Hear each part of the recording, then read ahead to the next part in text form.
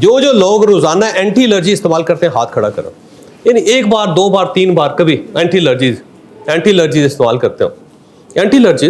Doctor लाजमी देता होगा, डॉक्टर के पास जाते हैं, एंटी एलर्जी सब दे रहे हैं इस वक्त। स्ट्रॉबेरी से स्टार्ट हुई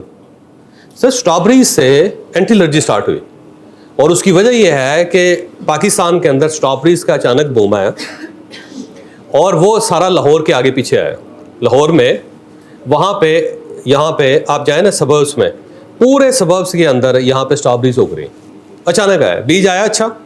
जो पाकिस्तान के अंदर लाहौर के अंदर उग सकता है, ठीक हो गया।